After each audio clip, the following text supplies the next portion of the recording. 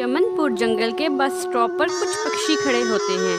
तभी वहाँ पर एक 10 साल से 12 साल की एक चिड़िया आती है। वो वहाँ पर आकर, साहब जी 2 रुपया दे दो ना, 1 रुपया भी चलेगा, 2 दिन से कुछ नहीं खाया है, साहब जी कुछ तो मदद कर दो।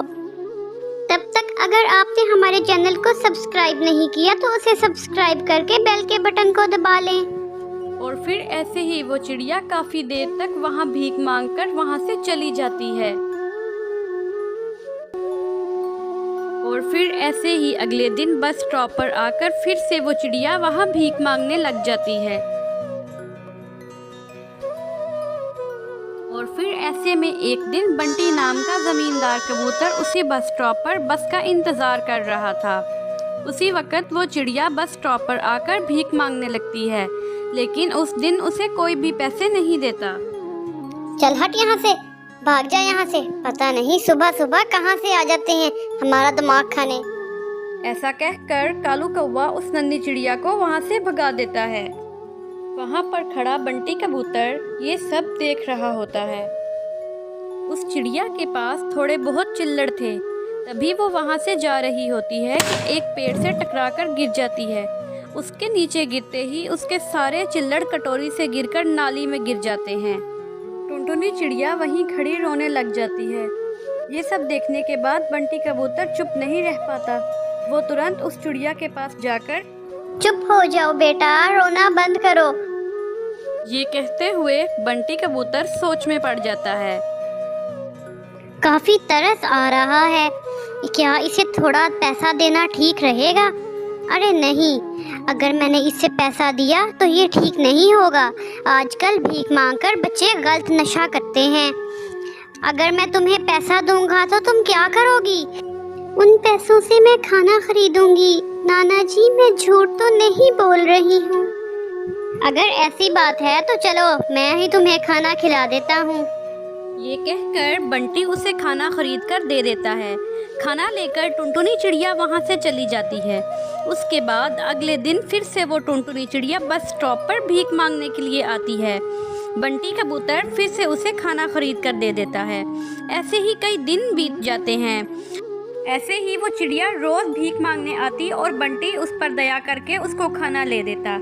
ऐसे ही एक दिन उस चिड़िया को खाना देने के बाद बंटी को उस पर संदेह होता है। आखिर ये चिड़िया है कौन? अगर ये सिर्फ खाने के लिए भीख मांगती है तो ये बिना खाए इस खाने को यहाँ से लेकर जाती कहाँ है? ये कहते हुए बंटी कबूतर उसका पीछा करना शुरू करता है, लेकिन कुछ देर तक पीछा करने के बाद वो चिड़िया अचानक से गायब हो जाती है। निकल गई, आज नहीं तो कल सही, लेकिन मैं ये पता लगा कर रहूँगा कि वो हर रोज खाना लेकर जाती कहाँ है और करती क्या है। इतना कहकर वो बंटी कबूतर वहाँ से चला जाता है। और फिर अगले दिन सुबह जब बस स्टॉप पर वो टुनटुनी फिर से भीख मांगने आती है, तभी बंटी कबूतर उसे कहता है, ये लो बेटा खाना, आज मैं खाना घर से ही लेकर आया हूँ, गर्मा गर्म है, अभी खा लो नहीं तो ठंडा हो जाएगा। शुक्रिया नाना जी, लेकिन मैं इसे घर जाकर ही खाऊंगी, आप चिंता ना करें।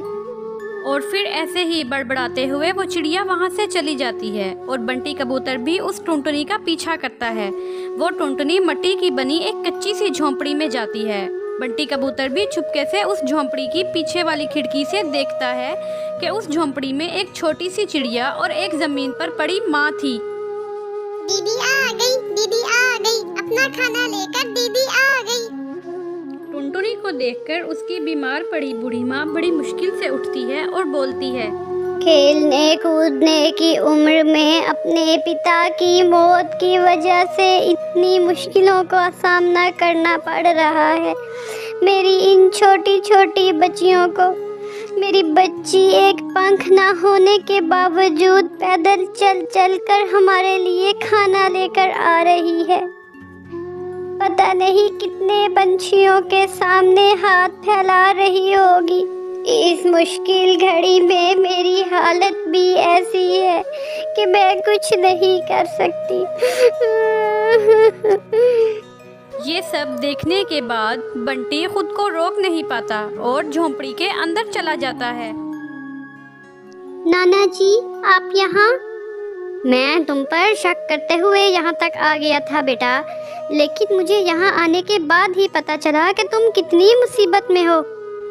क्या बताऊँ नाना जी, पिताजी के गुजरने के बाद माँ की हालत काफ़ी ख़राब हो गई है। माँ को कैंसर हो गया है। बहन छोटी है अभी। जब मैं काम पर गई तो कुछ पक्षियों ने अपाहज कहकर और कुछ पक्षियों ने छोटी कहकर काम पर रखने से इनकार कर दिया। मेरे पास और कोई रास्ता नहीं था, इसीलिए मैंने भीख मांगना शुरू कर दी। आज से तुम्हारी देखभाल मैं करूँगा। तुम दोनों इतने अच्छे स्कूल में जाकर मज़े से खेल सकते हो। तुम्हारी माँ का भी अच्छे अस्पताल में इलाज करवाएंगे। अच्छे लोगों के साथ ऊपर वाला रहता है। अब तुम लोगों को परेशान होने की बिल्कुल भी ज़रूरत ना है। ये बातें सुनकर उन तीनों की खुशी का कोई ठिकाना ना था और फिर ऐसे ही वो सब एक परिवार की तरह अच्छे से रहने लगते हैं।